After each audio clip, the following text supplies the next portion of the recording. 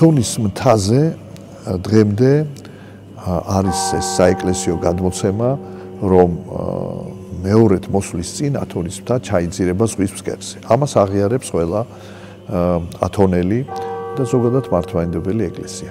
არის ასევე ამ გამოცხადებაში ნათქვამი, რომ ამ მოვლენის წინ ივერიის ღვთისმშობლის ხატი დატოვებს ათონის მთას. და მაშინ ეს იქნება ნიშანი, რომ ბერებმა ათონი უნდა დატოვონ. ამიტომ დღემდე ივერიის ღვთისმშობლის ხატის მიმართ არის განსაკუთრებული ყურადღება. მაგრამ ეს იმას ნიშნავს, რომ საქართველოში უნდა იყოს განსაკუთრებული ყურადღება იმის მიმართ, რომ საქართველო ღირსი გახდეს იმისა, როცა ის დატოვებს ათონის მთას, ის მომბრძანდეს საქართველოში. ან მზად უნდა იყოს იმისთვის, რომ ასეთი დიდი სიწმინდე მიიღოს.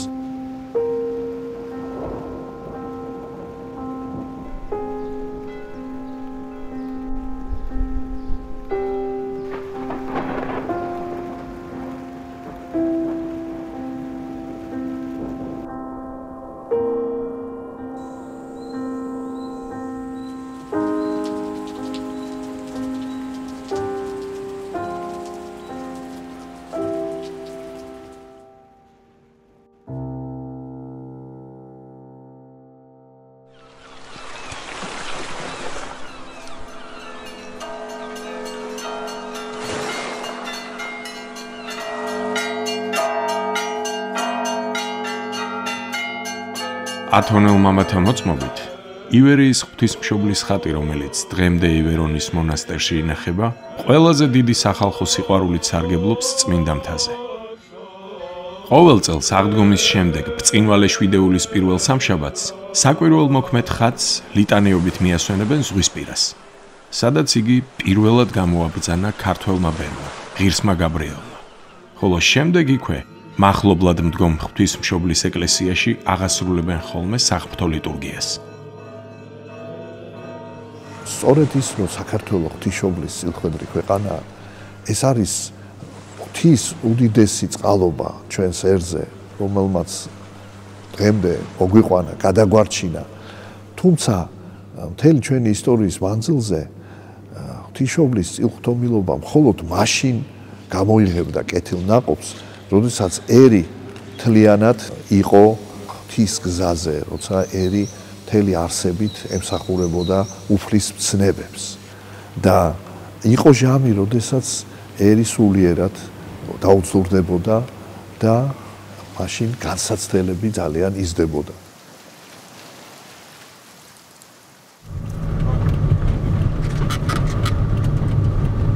$2016 წლის გაზაფხულის იმ ადრეულ დილას თბილისის აეროპორტში მოსულ ადამიანებს უჩვეულო მღელვარება ეტყობათ. მათ პირველებმა მოილოცეს ბურაზერის წმინდა სავანეში დაწერილი ივერთა ღვთისმშობლის ხატის ასლი და ასევე ბურაზერელი მამების ხელითვე შექმნილი ღირსი გაბრიელ ბერის ხატიც. კაცისა, რომელსაც მიეცა ბედნიერება ზღვიდან ღვთისმშობლის ხატება გამოეტანა. აი, სახით წინ არ უნდა იყოს. ღვთისმშობლის ხატი ჩამობრძანდა საქართველოში. ეს არის ძალიან ბედნიერი დღე, იმიტომ რომ ეს ხატი დაბრძანდება მახათას მთაზე მშენებარე მონასტერში. ივერიის ღვთისმშობლის ხატების ასლები ყოფილა ადრეც 19 საუკუნეშიც კი ჩამობრძანებულა, მაგრამ ეს არის ზუსტი ასლი, რომელიც არის იდენტური ხატის მონასტრის ლოცვა-კურთხევით შესრულებული.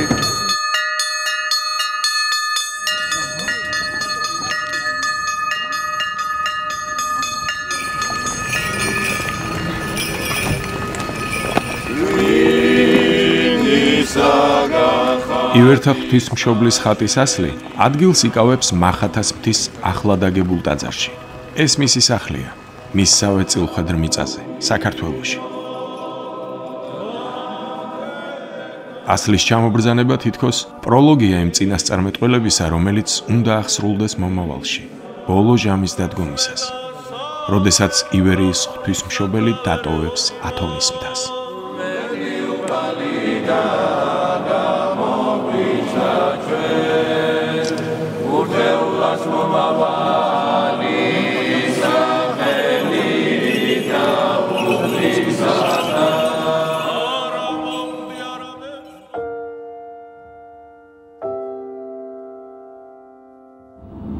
ათი დღით ადრე ჩვენ ათონის მთაზე გავემგზავრეთ პატარა ჯგუფთან ერთად, რომელსაც მეუფე დანიელი და მხატვარი დათი კაკაბაძე ხელმძღვანელობდნენ. ჯგუფის მიზანი ბურაზერის სავანეში ახლად შესრულებული ასლის ჯერ ივერონში მიბრძანება, შემდეგ კი საქართველოში ჩამოტანა იყო. ეს ათონელები ისე ამბობენ, რამე სურვილი თუ გაქვს ათონზე რო შედიხარ, პირველ რიგში ყველა წმინდა ღვთისმშობლის თხოვენ და თხოვოთ ღვთისმშობელს გამოგვიჩენს გზას და ადამიანებს როგორ უნდა მოძრაობთ. ღვთისმშობელს ესმის ჩვენი გიგვა და ყველაფერი კარგად იქნება.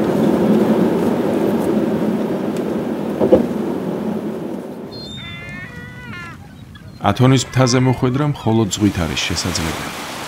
მომლოცველები თესალონიკიდან ჯერ პატარა საზღვაო ქალაქ ურანოპოლისში ჩადიან. იქიდან კი უკვე გემებით მიემგზავრებიან ათონის წმინდა მთისკენ. ჩვენც ასე ვიქცევით.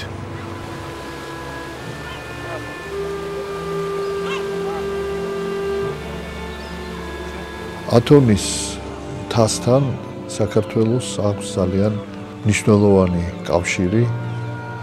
უპირველეს ყოვლისა, ამ კავშირის საფუძველი არის ის, რომ ათონის მთა, ისევე როგორც საქართველო, არის ღვთისმშობლის განსაკუთრებული მფარველობის ქვეშ.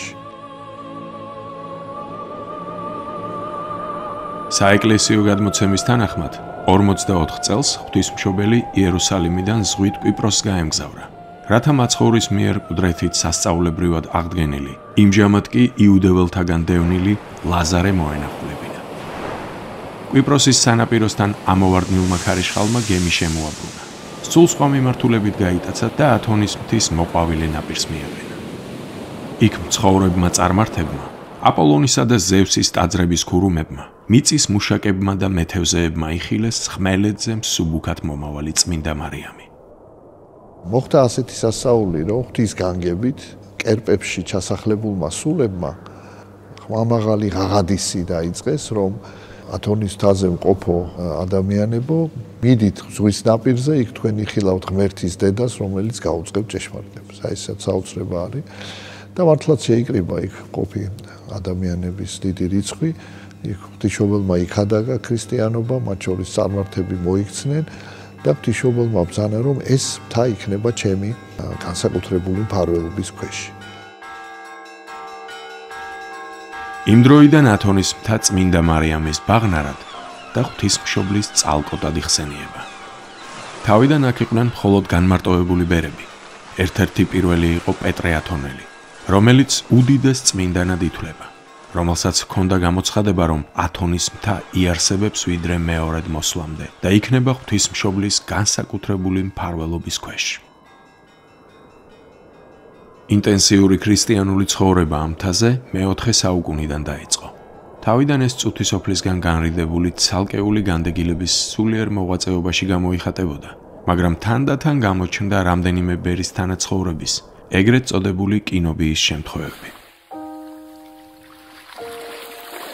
ამის შემდეგ გადის ჟამი და მე-10 საუკუნეში გამოჩნდება ბერი ათანასე, რომელიც ასევე ღვთისმშობლის გამოცხადებით დაიწყებს საერთო საცხოვრებლის შენებას.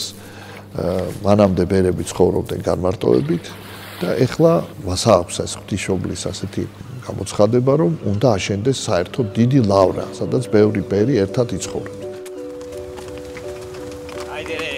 ამაზე პროტესტი გაუჩნდათ ათონელ ბერებს, იმიტომ რომ ეს აქამდე არ ყოფილა და ათანასემ ორჯერ დატოვა მშენებლობა, რადგანაც ეს წინააღმდეგობას ხვდებოდა. მაგრამ ღვთისმშობელმა ორჯერვე დააბრუნა და ეს ლავრა დასრულდა და გახდა პირველი დიდი საერთო საცხოვრებელი მონასტერი.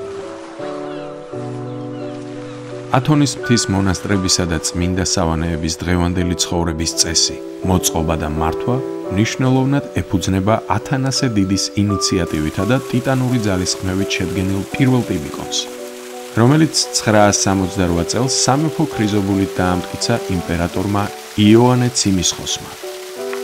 ამ ტიბიკონმა ზღვარი დაუდო უთანხმოებას განცალკევებული დუმარე მოწესეობის მომხრე ისიქასტებსა და სამონასტრო თანაცხოვრების მიმდევარ ბერებს შორის. ეს მშვიდობიანი შეთანხმება ვერ მოხდებოდა, რომ არა ათანასე დიდის უმციკლო ასკეტური ცხოვრების მრავალწლოვანი გამოცდილება და მეუდაბნოვე ისიქასტის შეუვალი ავტორიტეტი. მისი განდეგილობის უტყვი მოწმეა ეს გამოქვაბული. ზღვასა და ცას შორის გადმოკიდებული ასკეტური სავანე, სადაც წმინდანმა სრულ განმარტოებასა და მდუმარებაში გაატარა სულიერი ცხოვრების შესაძლო ყველაზე მღელვარე და დრამატული პერიოდი.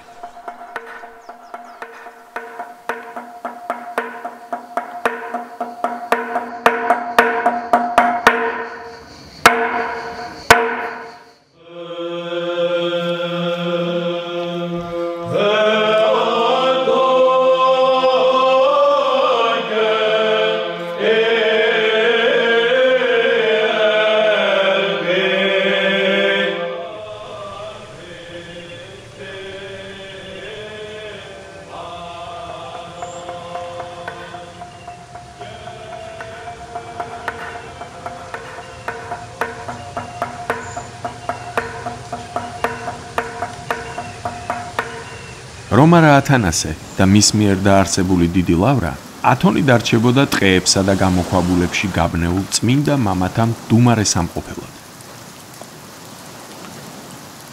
სწორედ ლავრა გახდა ათონის მთაზე პირველი სრულყოფილი მაგალითი სულიერი მოღვაწეობის გზას შემდგარი ასკეტების თანაცხოვრებისა. იმ პირველი დიდი აღმშენებლობისა და წესისგების სათავეებთან ათანასეს მხარში ორი გამორჩეული ადამიანი ერგა. ბიზანტიის იმპერატორი ნიკიფორე ფოკა და იოანე ვარაზვაჩე ჩორდვანელი, ქართველი ბერი, წარჩინებული ფეოდალური გვარის ჩამომავალი ტაოდან. ღვთის განგებით ამ მონასტერში ჩავიდა ქართველი წარსულში ცნობილი მხედართმთავარი იოანე ჩორდვანელი, რომელიც აღმოჩნდა ათანასე ათონელის უაღრესად დაახლოებული პირი. ათანასე ათონელმა შექმნა საოცარი წერილი სამადლობელი ქართველი ერისადმი, რომ ამ ერმა ასეთი პიროვნება აღზარდა. იმიტომ რომ იოანემ უდიდესი როლი ითამაშა ათანასეს ლავრის გამტკიცებაში. თვითონ ათანასე დედით იყო ქართველი ლაზი და ესეც განაპირობებდა მის განსაკუთრებულ ზრუნვას ქართველებისადმი.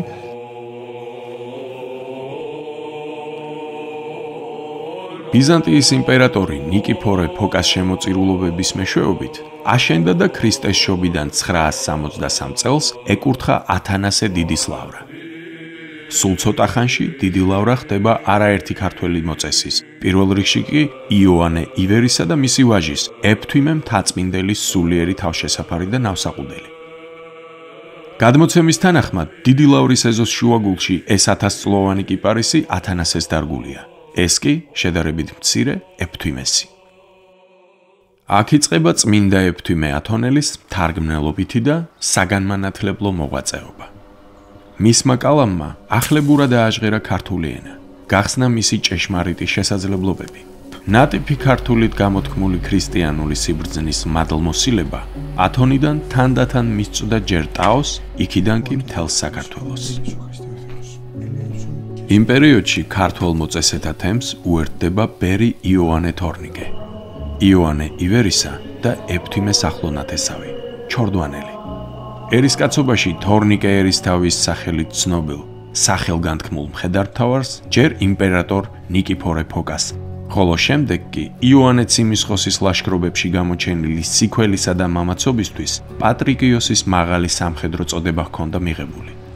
მაგრამ ამ ქვეყნიურ დიდებას მან იოანე ბერთან, ეფთვიმესა და სხვა ქართველ ბერებთან ერთად ათანასეს ლავრაში განმარტოვება და სულიერ სრულყოფაზე ზრუნვა არჩია.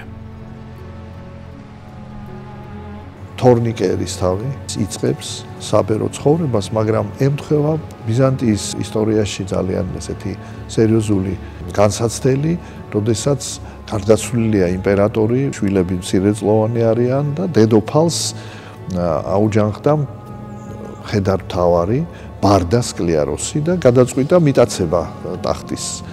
დედოფალმა მიმართა საქართველოს დასახმარებლად და ქართულმა ჯარმა თქვა, რომ ის იბრძოლებდა იმ შემთხვევაში, თუ მხედართმთავრობას გასწევდა თორნიკე ერისთავი. ცხადია, სკლიაროსის გამარჯვება მხოლოდ იმპერიის ტახტის პრობლის შეცვლას როდი ნიშნავდა. ეს უთუოდ მართლმადიდებლური ქრისტიანული კულტურის დეგრადაციას, ეთიკური ფასეულობების მსხვერვასა და სისხლიანი ტირანიის დამკვიდრებას უქადდა მთელს მახლობელ აღმოსავლეთსა და ხმელთაშუა ზღვისპირეთის უდიდეს ნაწილს. იოანე ივერთან და ათანასე დიდთან თათბირის შემდეგ თორნიკე ტაოს შორეულ და ხიფათიან გზას დაადგა.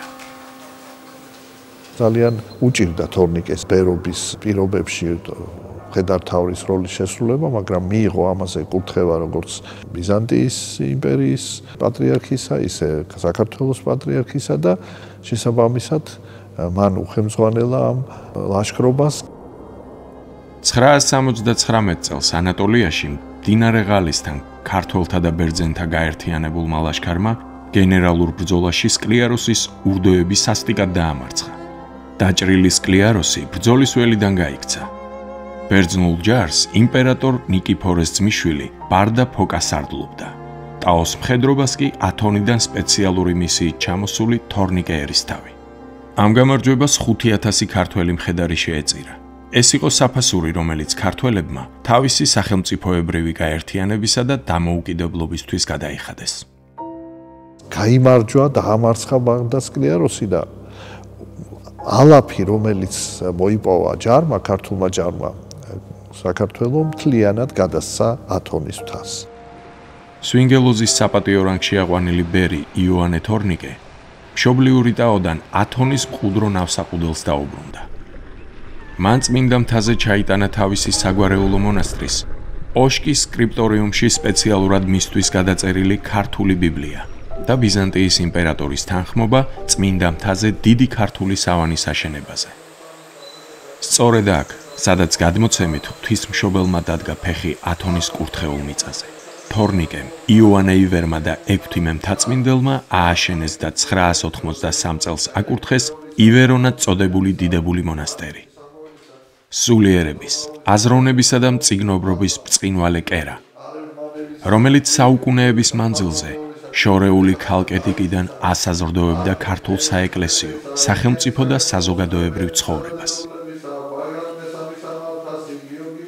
ბერძნულ წყაროებში არის ყველგან აღნიშნული, რომ პირველი 2 საუკუნე ათონის მთაზე ეს იყო ქართველთა საუკუნე. ანუ ქართული ბერმონაზნობა როგორც სულიერად, ასევე მატერიალურად ძალიან დიდ როლს ასრულებდა ამ აღორძინებაში და რაც თავარი ახალი ეტაპი დაიწყო. 1044 წელს ივერთა მონასტრის წინამძღვარი გახდა გიორგი მთაწმინდელი. მან კიდევ უფრო გააძლიერა მონასტერი და ქართული სულიერი კულტურის ძლავრ კერად აქცია. იცავდა ქართულ ეკლესიას და კულტურას უცხოელთა შემოტევებისგან. გიორგი მთაწმინდელმა თარგმნა უამრავი სასულიერო ლიტერატურა ქართულ ენაზე. ამით მან სრულყოფილი გახადა ქართული საეკლესიო მსახურება. 8 წელი გიორგი მთაწმინდელისა საქართველოში ყოფნის დროს ძალიან მნიშვნელოვანი იყო, იმიტომ რომ რამოდენიმე წლის მანძილზე ზდიდა გიორგი მეორეს, რომელიც ახლავთ დავით აღმაშენებელის მამა და მოამზადა ფაქტიურად დავით აღმაშენებელის აი ეს მეფობა. აი ამ სწორედ გიორგის აღზრდით ათონის მთამ მიიღო მონაწილეობა ისევ აი ამ ოქროს ხანის საქართველოს შექმნაში. გიორგი მთაწმინდელი საქართველოდან ათონის მთაზე 80 ქართველ ახალგაზრდასთან ერთად დაბრუნდა. მათი უმრავლესობა გაჭირვებული ოჯახებიდან იყო. მისი წინამძღოლობის პერიოდში ათონზე ქართველთა ბერების რიცხვი შესამჩნევად გაიზარდა.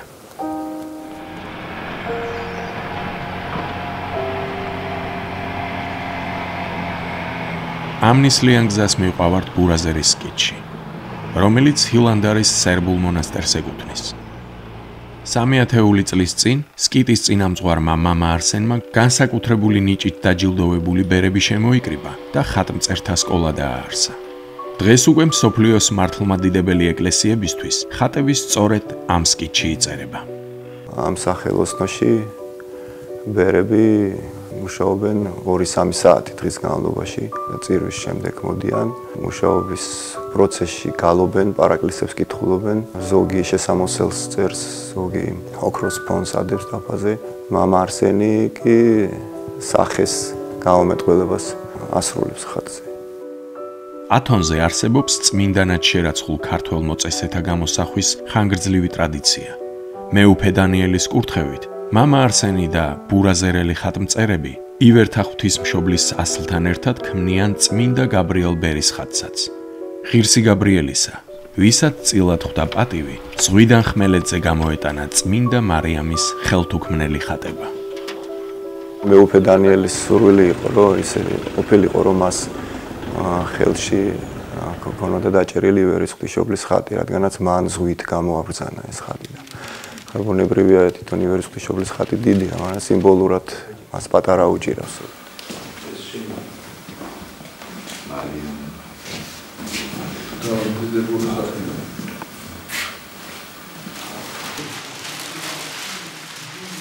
ივერის ღვთისმშობლის ხატი თვითონ მისი დაწერა, მისი მოძრაობა ზუსტი ასლია ივერის ღვთისმშობლისა, რომელიც არის ივერონში.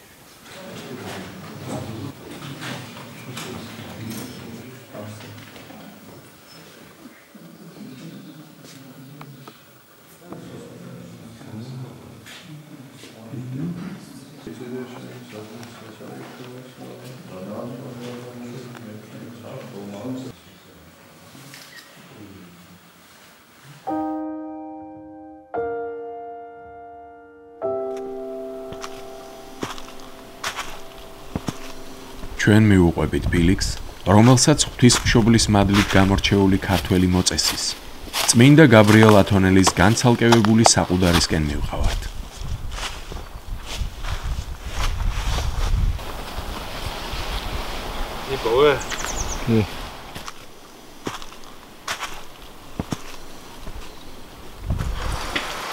წმინდა გაბრიელს მარაჯამს ძაძა ემოსა და მხოლოდ ბალახეულით იკვებებოდა. მან შეძლო განეგდო მისგან ყოველივე ამქვეყნიური და განდეგილი დუმარებაში იმყოფებოდა. აქედან ხელის გულივით მოსჩანს ივერთა მონასტერი.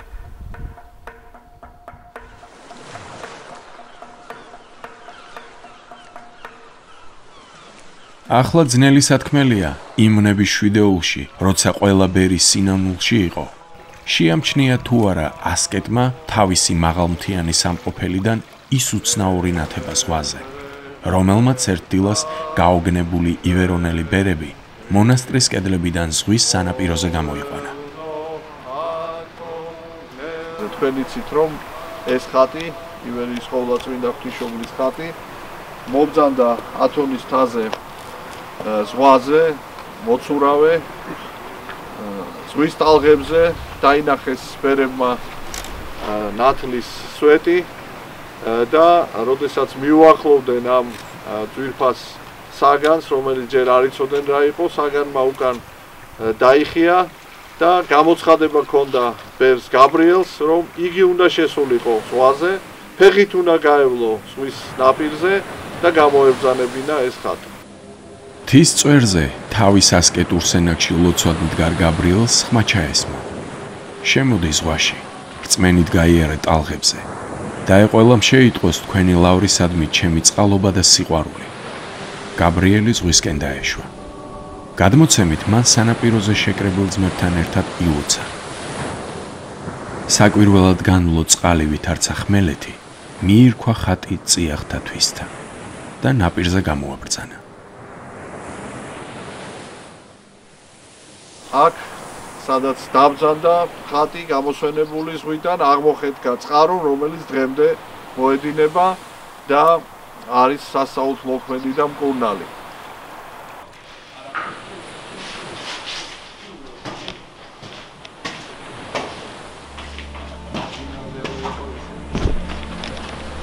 საგუნებელად სულისა და ხორცისა. საგუნებელად სულისა და ხორცისა.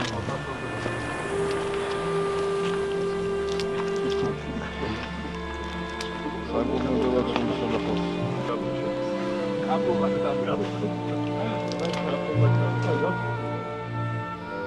ზღვით მოსული ხატი ივერთა მონასტრის საკურთხეველში შეასვენეს. მაგრამ მეორე დილით კანდელის ასანთებად მისულ ბერს ღვთისმშობლის ხატი იქ აღარ დახვდა. შეშინებულმა მამებმა ხატი მონასტრის კარიბჭის მახლობლად კედელზე აღმოაჩინეს.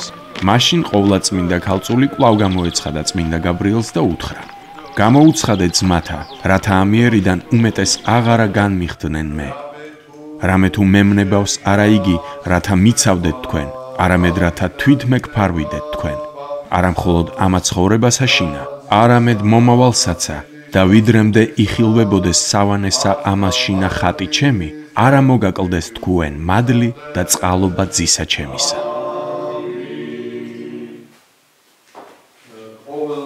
ბერები სიხარულით აღივსნენ. იქვე ააგეს პატარა ტაძარი ყოვლადწმინდა ღვთისმშობლის სადიდებლად. ხატს კი პორტაიტისა, ანუ კარიბჭის მცველი დაერქვა.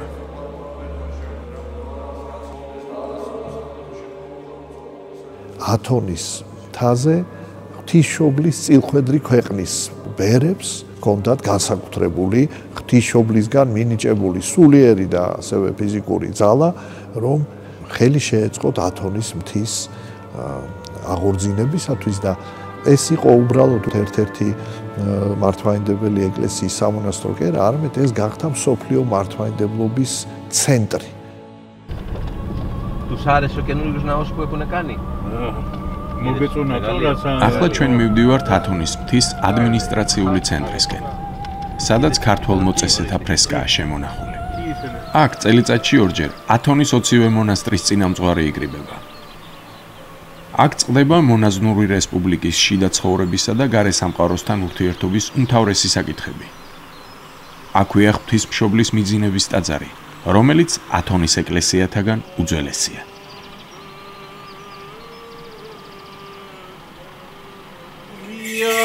Πάντοτε και άι και εις τους αιώνας των αιώνων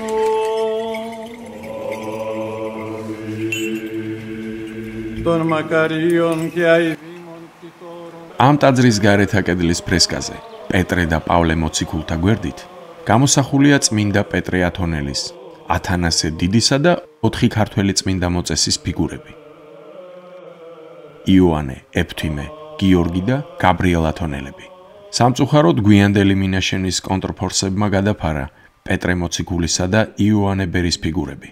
თუმცა ეფთიმე, გიორგი და გაბრიელ ათონელების გამოსახულებები კარგად იკითხება. მოციქულთა გვერდით გამოსახვის პატივი ხაზს უსვამს ქართველი ბერების განსაკუთრებულ ღვაწლსა და დამსახურებას ათონის ბერმონაზნური სამყაროს წინაშე.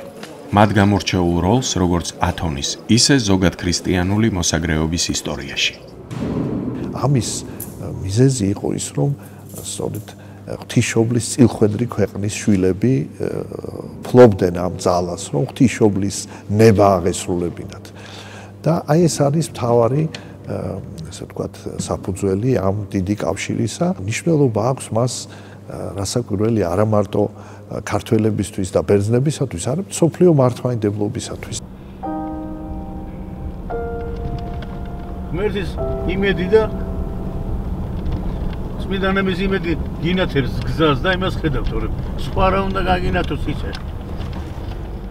შუა საუკუნეებში პატივდებული და წელგამართული ქართველი ბერები თავისივე დაარსებული მონასტრიდან გააძევეს, ხოლო ქართული წირვა-ლოცვა და გალობა ივერონში ბერძნულმა შეცვალა. ჩვენ დავკარგეთ ივერონის ღვთისმშობლის მიძინების სახელობის მონასტერი, სადაც იოანე, თორნიკე, ეფთიმე, გიორგი მთაწმინდელი, გაბრიელ ხატმი მრქმელი და გიორგი მცირე მოღვაწეობდნენ. მაგრამ ეს არ ნიშნავს იმას, რომ ქართველთა მოწესეობა შეწყდა ათონზე.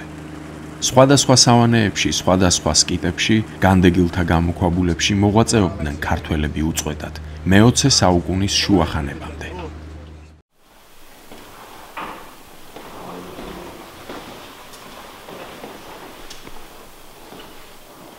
ივერონის, იგივე ქართველთა მონასტრის დაკარგვის შემდეგ, სად და როგორ ცხოვრობდნენ ქართველი ბერები, ამის გასარკვევად წმინდა პანტელეიმონის მონასტრის არქივისა და მუზეუმის მცველთან ბერ ერმოლაოსთან მივემგზავრებით. აღმოჩნდა, რომ ქართველი მოწესე უკვე რამდენიმე წელია მონასტრის გარეთ, განმარტოებულ სენაკში ცხოვრობს. ოფიციალურად უკანასკნელმა ქართველმა ბერმა ივერონის მონასტერი დატოვა 1830-იან წლებში. ზუსტად 1836 წელს დარჩენილი ქართველი ბერი, ერთადერთი ბერი გავიდა მონასტრიდან და დაიწყო მოღვაწეობა იქვე მონასტერთან მდებარე წმინდა ილია წინასწარმეტყველის სახელობის სენაკში. ამით დაამთავრდა თვითონ მონასტერში ქართველთა მოღვაწეობის თითქმის 1000-წლოვანი ეპოქა. ქართველთა მოღვაწეობა ამით არ შემწყდარა. სხვადასხვა სენაკებში, სხვადასხვა სკიტებში, განდეგილთა გამოქვაბულებში ცხოვრობდნენ ქართველი ბერები. ათონის დედაქალაქ კარიესთან ახლოს წმინდა სტეფანე პირველწოდებულის სენაკი იყო ის ადგილი, სადაც უკანასკნელად ქართველი ბერები ერთად მოღვაწეობდნენ. 1932 წელს გაურკვეველი მიზეზების გამო მოხდა ხანძარი და ერთ-ერთი ქართველი ბერი დაიწვა. ხანძრის შემდეგ გადარჩენილი 4 ქართველი ბერი დაბრუნდა წმინდა პანტელეიმონის მონასტერში და იქაურ საძმოს შეუერთდა. ერთ-ერთი იყო მღვდელმონაზონი სიმონ ბაღდავაძე, რომელიც შემდეგ გახდა სენაკის წინამძღვარი. 50-იან წლებში ის გარდაიცვალა და ათონის მთაზე მხოლოდ ერთი ქართველი ბერი დარჩა, ტიხონ შერაზადაშვილი. ბერი პანტელეიმონის რუსულ მონასტერში ცხოვრობდა და როგორც ცნობილია, ლოცულობდა ერთ დროს ქართულ მონასტერში, ივერონში დაბრუნებაზე. ბერი ტიხონ შერაზადაშვილი 1955 წლამდე ცხოვრობდა პანტელეიმონის მონასტერში. მაგრამ როგორც კი იგრძნო სიკვდილის მოახლოება უფალმა გაუხსნა მას ზუსტი თარიღი გარდაცვალების, ის მივიდა პანტელეიმონის მონასტრის იგუმენთან და თხოვა, რომ მიემართა ივერონის მონასტრის წინამძღვრისთვის, რომ მიეცათ მისთვის ნება უფლისთვის სული ჩაებარებია მშობლიურ მონასტერში და მართლაც ღვთის განგებით და დედაღვთისმშობლის შეწევით მას მისცეს ესეთი კურთხევა და სიმბოლურია, რომ უკანასკნელმა ქართველმა ბერმა ივერონის მონასტერში დალია სული და იქ მიაბარა თავისი ძვლები მიწას. 1955 წელს გაწყდა მთლიანად ქართველთა მოღვაწეობა ათონზე.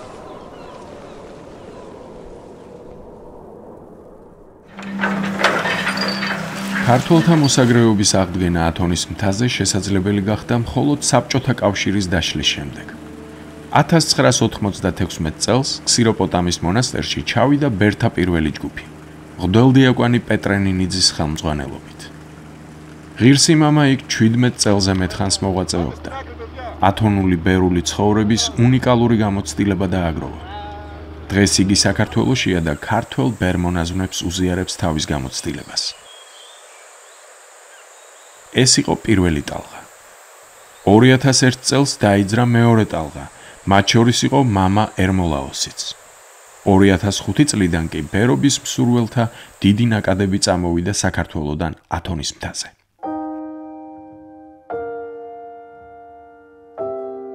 საოცრება, მაგრამ ჩემს მოქცევაში, გაქრისტიანებაში ამ მხატვარმა უდიდესი როლი ითამაშა და იცით რატო? შემთხვევით ჩამივარდა ხელში მისი წერილები თეოს მიმართ, ფენომენალური რაღაცა და ამ წერილებში არის ერთ-ერთი მისი ცხოვრების პერიოდი, როდესაც ის ცდილობდა ქრისტესთან მიახლოებას, მესის სიყვარულის ახსნას. ჩემზე ამან ძალიან დიდი საბეჭდილება მოახდინა. რა თქმა უნდა, მე მან ეს გზა უარყო და სხვა გზას დაადგა, მაგრამ მისი არგუმენტები, მისი ლოგიკა, ეს სიყვარულის ლოგიკა ჩემს გულში გაჯდა და მე უკვე ღვთისწყალობით უფრო სხვა გზა მივეცი ამას და მე რა თქმა უნდა სახარება დამეხმარა და უფრო სხვანაირად გაიშალა ჩემში, მაგრამ მას ამ ღვაწს მაინც ვერ დაუკარგავ, რომ თეოს წერილი ვან გოგს. ქრისტე არის ერთადერთი ფილოსოფოსი და მოგვი, ვისაც მთავარ ჭეშმარიტებად, არსებობის აუცილებელ პირობად და გამართლებად სიცოცხლის მარადეულობა, დროის უსასრულობა და სიკვდილის არარსებობა მიაჩნია. თავდადება და თავგანწირვა მისთვის სულის სინათლეა. მან უწმინდესი ცხოვრება განვლო და მხატვრებს შორის უდიდესი მხატვარი იყო.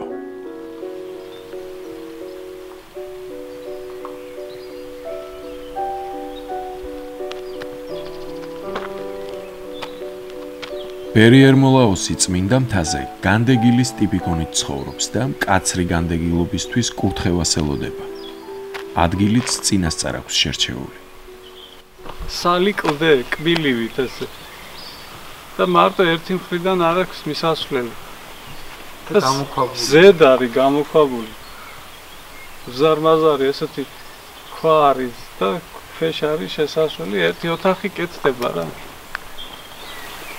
ეს იქნება ყველას დიდი საჩუქარი ჩემთვის უფლისგან, თუ რამეს ველოდები, თუ იქნა რა თქმა უნდა. ნახოთ. შორს არ ვიხედები. რაც არ იქნება, იქნება. როგორ იყო, იცით? პირველად რო ჩამოვედი აქ, პირველი შემთხვევა, როდესაც ექსკურსიაზე გავედი ტერიტორიაზე მონასტრიდან. და პირდაპირ ამ ადგილს შევეფეთრე და აი იცით როგორ აი პირდაპირ გულში გამიჯდა. აი თითქოს აი ის ადგილი სადაც მე დავიბადე კი არა აი რა ვიცი აქ ვიყავი მარად. ის აღარ მინდოდა წასვლა იმ ადგილიდან. და 15 წელია ეს ადგილი აი აქ ერთ წვინის ერთ ადგილშია ეს გაყინული. არაფრით არც იქით იძრის არც აქეთ. და მე ვთვლი რომ ეს იყო ღვთისნება პირდაპირ მიჩვენა უფალმა. აი ეს არის შენი ადგილი, შენი მასაგრეობის.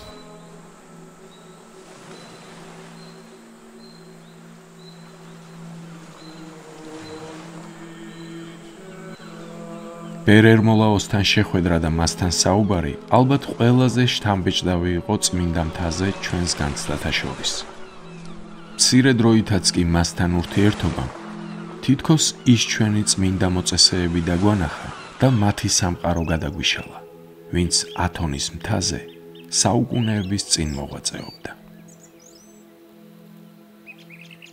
უფალთან ურთიერთობაზე დიდი ბედნიერება არ არსებობს. ეს არის სიამოვნების აბსოლუტური ფორმა.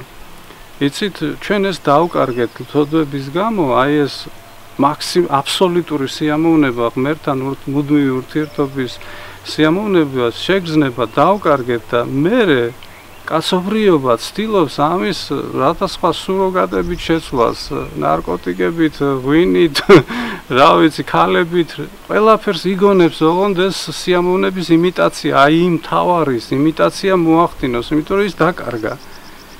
და განდეგილი ზუსტად ამას ყველაფერს უარყოფს, რომ ეს ერთი იპოვოს და ხდება აბსოლუტურად ბედნიერი.